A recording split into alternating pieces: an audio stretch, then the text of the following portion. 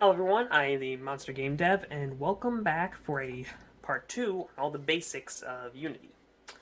Last time we went over everything with the different windows up here, with the scene view and the game view, and over the hierarchy on the side right here. And this time we're going over stuff like the project panel, the console, and the inspector, and a few other windows you can add as well. So first we're going to go over the project. Now, unlike the hierarchy where everything that's in your game is going to show up over here, this is everything that's just in the project overall. So let's say, for example, we have this terrain right here. As you'll notice, it's not in the hierarchy, but it's down in the project settings. So if we go and add this to the scene, now it's in here, and now it's in the hierarchy as well, because it's part of our scene. It's part of what's actually in our game. It's actually going to be added to it. So that's what you use for down here. You'll find things. So if you download something, or maybe add a character to play as, or a character that'll walk around, an enemy or something, it'll be down here. Not even just that, but anything at all. Music, sound effects, just any object or anything, shapes, anything at all, is be down in the project settings. That's where everything's going to be. I keep saying project settings. Project panel. So after that, you have the console, and this is where messages from your game will show up. The best way to describe it is if you get an error with something in your game, or usually it's going to be with code, it'll show up down here. Now I actually made a little script right here that you can use Visual Studios for, which got open right here. And it just has a little line right here that'll say, this is a test line. And it's in the start function. We'll go over coding in the next video.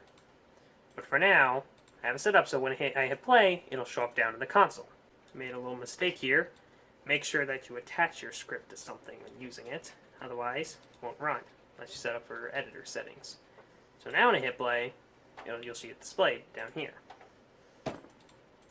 As you see right here, showed up. So we're in the console here.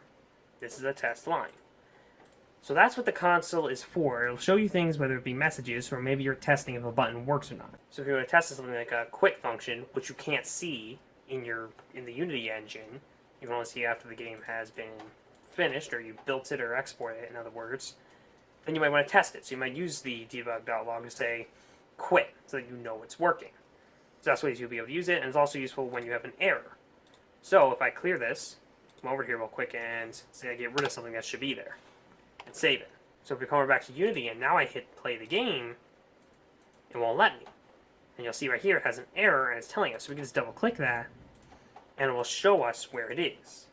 So then we can fix it. Go back in Unity, and now the error is fixed. So now when we hit play, now it shows up in the console again.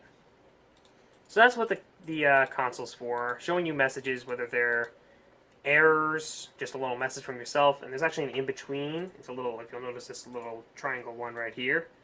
That's for something that's a potential error. Honestly, that's the best way I could put it, actually.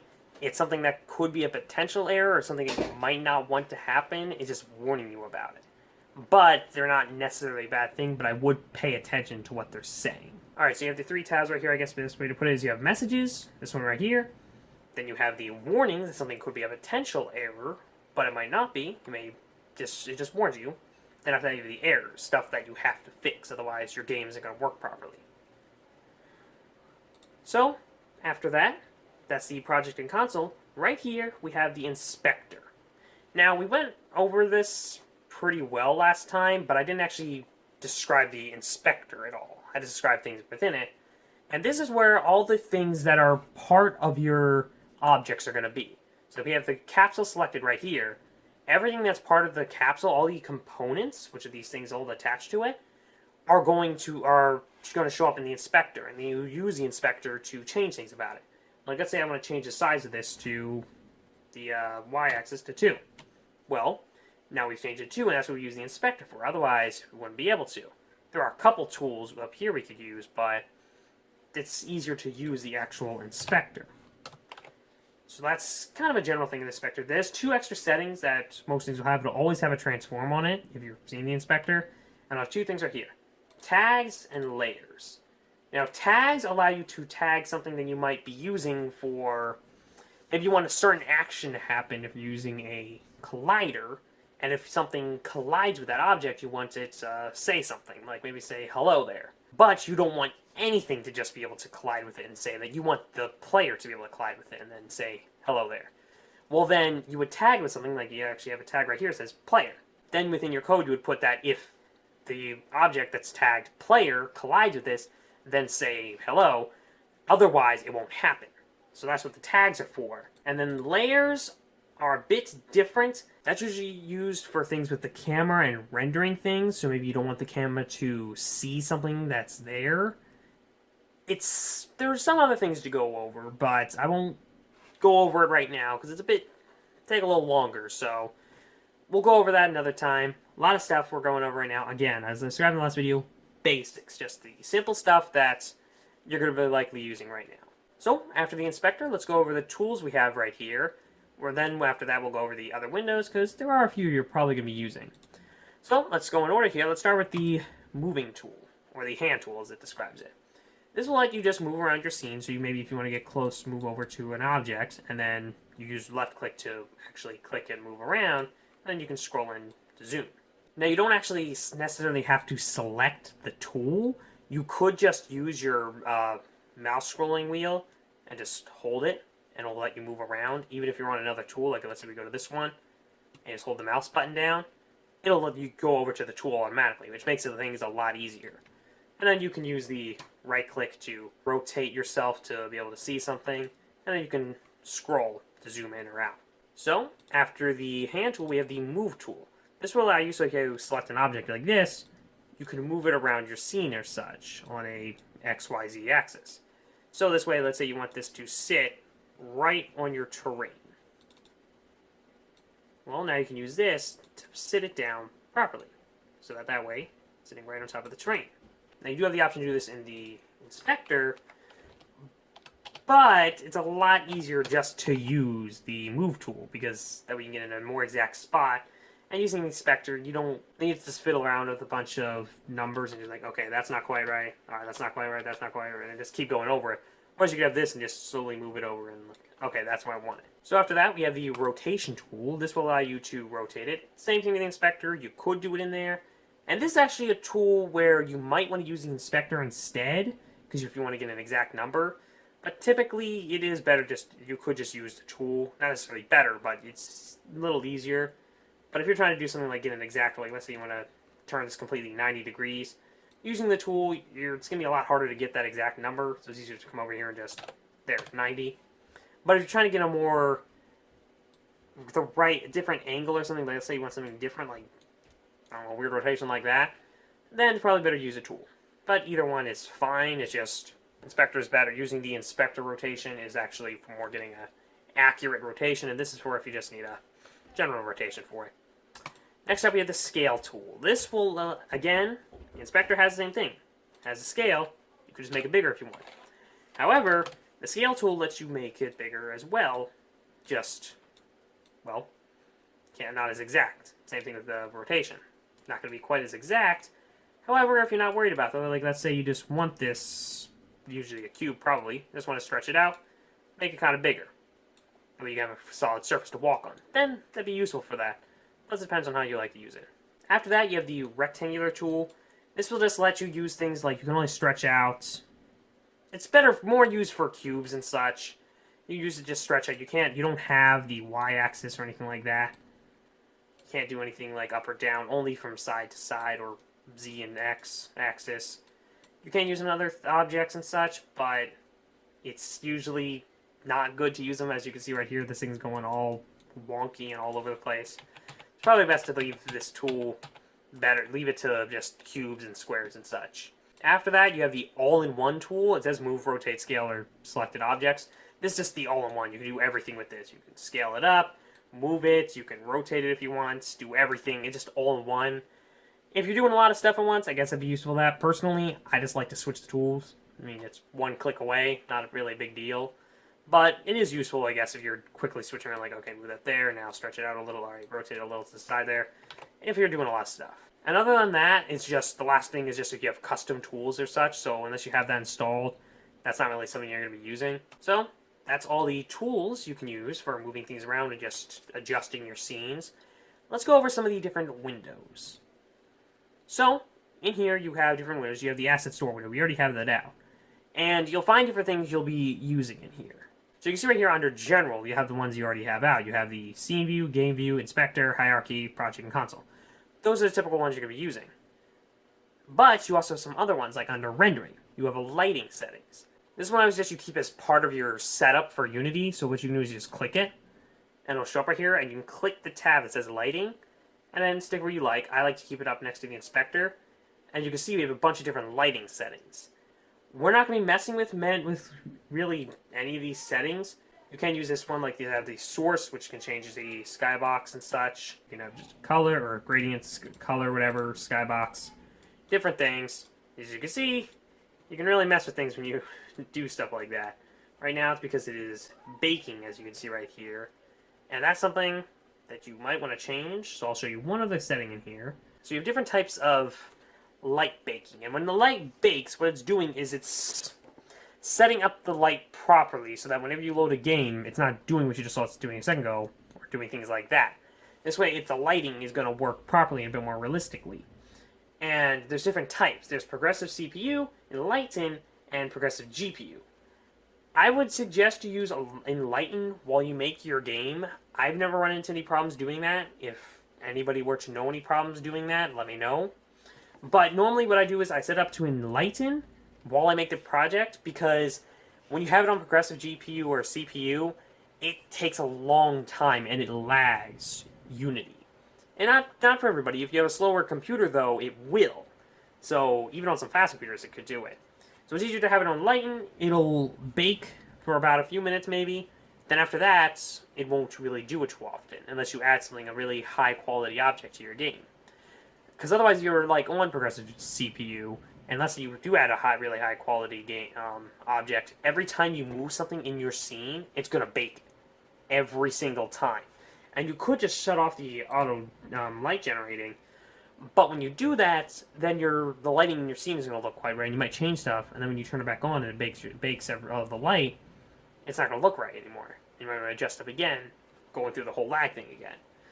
So yes, that was a bit of a tangent right there, but I would suggest keep it on Lighten. You can keep on auto-generate, and it makes things just move on a lot smoother. Then you finish with your project, change it back to progressive CPU, because it is the best one. But then it may take a few hours or something to bake. But it's better than having it always constantly lagging and taking 20 minutes to bake. Okay, you just moved a rock. All right, well, another 20 minutes to bake. It's really annoying, so... But it does depend on the speed of your computer. So if it's only taking like 30 seconds to bake, probably best to keep it on the progressive CPU. We won't go over anything else in here. You have the real-time light maps and which I actually don't quite know what they are. I've never actually used them before. And the bake light map. So this is the light that's been baked right now. That's what's in here. I wouldn't mess with it. Just leave it as it is. I've done that once and it screwed up my whole project. So that's the lighting tab we'll go over right now. After that, we have the animation and animator tab windows. The animation window, let's go over this. This I usually like to dock right down here after the console. This is what you use for making animations and such. So if we won't go over too into detail because animations can get really tricky. But if you're just doing a basic animation or something, like where's our cylinder? Like let's say if you want to make an animation, whoa, that cube is bigger than I thought. All right. Let's say you want to make an animation. You would go down here and click Create. And then you want to name it something. So let's go Anim. Then, what you would do is, you would go over here to this little red button and hit that. And then now it's recording. So and now whatever you do, record in little keyframes. So let's say we want to start our cylinder from here. Well, we moved it. These are the keyframes. This is now the position, and if we rotate it, it'll now be the rotation, and anything else you do will be saving these keyframes, and then, let's say we wanted to just move over to here, over to this section over here. We would then move on to the track, over here, the timeline, I should say, to however long we want it to take to get over there. So let's say we want to take it, we want it to take 1 second. You take it, and then move it over here, just drag it over, And now if we play this animation, which you can use this tab right here to play, now we can watch it animate as it moves over there. So that's what that's used for. That's the basic animation for it. As you notice, it added an Animator tab. You're not always going to use that. A lot of times you're just doing an animation. You'll want to remove that. And then go under this, search Animation. Now the Animation tab. And if we go into here, we can add the, as you see the animations right here in our project setting, our project panel, we can add that animation. Now, something should pop up down here. This is these, how many animations you have under this object.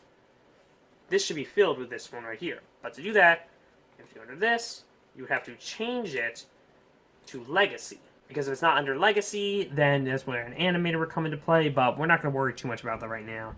Point is, now if we go into the cylinder, we can now add this, and it would work properly. If it says play automatically, if we hit play, well, we couldn't see it. However, if I change this to loop, now go ahead and hit over here. You can see it animating in your game.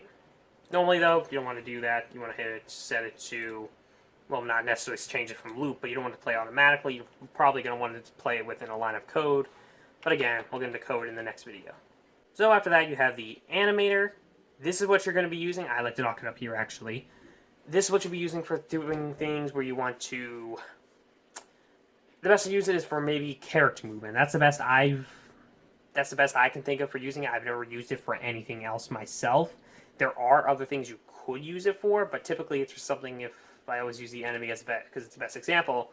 If you have an enemy and you want them to walk around and then stop, wait there for a few seconds, just standing idle, and then walk, and if he sees you, chase you. That's what this is used for, so you're not just having a sudden, okay, he's walking, and now all of a sudden, he sees a character, boom, it just, all of a sudden he's chasing you. Just the animation just stops and just clips over and chases you. This helps for doing animation. That would help with animations that are smoother and such, and just switching them over, and when you're going to be constantly switching back and forth. And that's really what it's best for and such. I can't think of any other situation it would be used for. I'm sure there are. Don't take my word that don't take it as I'm saying there's not anything you could use it for. But typically it's referred to with using character movement and such. So after the animation tabs, we have the audio. This is an audio mixer. I do keep it docked on here. However, I don't usually use it. We're not going to go over it right now too, but if you hit this, you can add an audio mixer. Let's just keep it as that. And this is the master audio one, so this will adjust all volume in your game. You probably want to typically use this for things involving volume and such, like if you want to add an option in the game to adjust the volume. That's what you could use something like the audio mixer for, but we won't go too into it right now. So that's all the other windows that I wanted to go over. Other than that, there's the sprite packer, but again, we're not really going over 2D things, so we're just kind of sticking to 3D. So that's everything that you're going to be using if you're making 3D games. So the last thing I want to show you, I actually forgot to show it last time, is the camera. There's different settings in the camera and such. So let me just go over at least a few of them right now. So right here you can see, so the first thing you have right here is the same thing in the lighting tab where you can change what type of background it sees. So you can do something with the skybox that we have right now, or you can change it to be a solid color. So as you see, even though in our scene it's not a solid color, you can see in our preview window right here, if you hit play, you'll be able to see it better. It's just a solid color. There's no skybox. So depending on what game you're making, that's useful to be able to switch over to that. The others, I typically don't use. Usually you're going to be using the first two, so we'll just stick with them right now. If you are using a solid color, you could change it to something else. So now you can see it's a different color. But typically just the first two you're going to be using likely. So after that, you have the culling mask. The culling mask is where layers get involved. So right now you can see it's selected everything. So this means it'll see everything. The camera will render and purposely see everything. However, if let's say, move this camera over here so that we see the cube. If we layer the cube under, let's add a new layer. Let's say we call it Don't See. So now we've added the layer for Don't See to the cube, and we untick it in the culling mask, then it won't look at it in the actual game view. So if we were to do this, hit play, you can see the cube's not there, even though it is. We can see it over in the scene view. that it is indeed there, but the camera can't see it. That's good for doing things like with clipping and such, or just maybe you don't want the camera to see something yet, and you don't want to set it to fault the you don't want to just turn the object off or something, which you can, by the way, I never mentioned it. You can turn it on and off an object. There's a little box right here next to the name of the object. Forgot to mention that, sorry. So you could just use that for it, but maybe you don't want to do that, so you can just change it, set it up so that then it will render it after a certain amount of time. On that, you have the field of view. This just screws with how, when I say screws with it, it really screws with it, the way the camera sees things. You want to keep it at 60, because otherwise, so let me just move the game view right here. So if we adjust the camera, you can see everything's going really weird. That's because it's the way, how far it can see and such, its point of view, and it really gets really trippy once you start messing with it, the higher you go or the lower you go. So that's all the settings you'll be messing with and everything, and that's really it for what we'll go over. Last, I guess, the little thing you can note is that this tab right here, the little light bulb, you can click that, and then you'll see the lighting from your scene view, and it'll be different from what's in your game view. So if you're making a really dark level and you have a really dark scene, it's hard to see, you don't have to add a big light source just so you can see it. You can just click this, and then it will turn to normal lighting. It's easy to see. When you click it, you're seeing what's in your game. As you notice, it's all green, like it is in our game view. However, you click it, it's all white, as if there's no light. So for the last thing, let's go over just adjusting the way things are set up in Unity, and just for the easiest way to do things. One thing you can actually do is, you can save your setup. There's different types of setups over here. As you notice, I'm on the default one. That's how I started doing this tutorial. But you have different ones. You have the 2x3. This is where it sets up. I don't like this one at all, but some people use it. 4 split, this way you'll have like all the different screens set up over here and such. After that, you have just a few others, tall, everything else, just everything's all on top of each other. Wide, same thing, just opposite. But you can save your own layout. Like I have mine saved right here. This is the way I usually like to set it up. There's actually an extra window right here. You see navigation. That's for doing things with AI and such. That's something we'll go over sometime in the future. A lot of stuff we do in the future. So right now, again, basics. That's what we want to stick to right now. So this is the way I typically have it set up. You know, scene view, asset store, and animator all up here. Then you have the animation, audio source, or audio mixer, I should say, console and project down there. And everything's generally set up the same way as I had it set up before. Just add the navigation tab right here, game view over in the corner. The reason I have it set up like this way is because I like the scene view to be as big as possible so I can adjust things easier.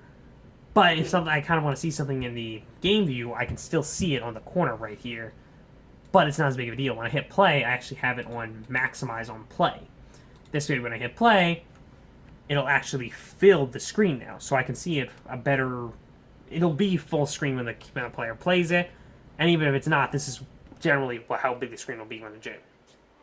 And even if it's not full screen when a player plays it, it'll still be.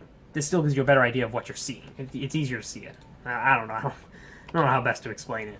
So this was everything, the basics. We'll go over everything, and plus a little extra and such. I know there's a lot of stuff I said we were going to go over more of later, but that's because I've said it many times now. I just really want to explain the very basic stuff, the very beginning stuff you're going to be doing. The stuff that you're generally, when you're just figuring things out. Now, I would suggest you just play around with the settings. Just mess with stuff, do anything. Do whatever you can. Just mess around with Unity. See what you like. Mess around with the way you set everything up in the Unity project and such. And just the windows and wherever you like everything. Do it to your liking. Once you have that figured out, then it's time to start moving into making the actual games. Which we'll get to eventually. So next time we'll go over some coding, just some basic stuff and all. And you'll probably have to make a video on how to download Visual Studios, because that's what you need for coding. I don't know if MonoDevelop works for it anymore. That might just be for Mac now. But after that, I might do one on how to download Unity as well, but maybe not. Depends what happens. But until then, hopefully you have learned a lot from this video, and I will see you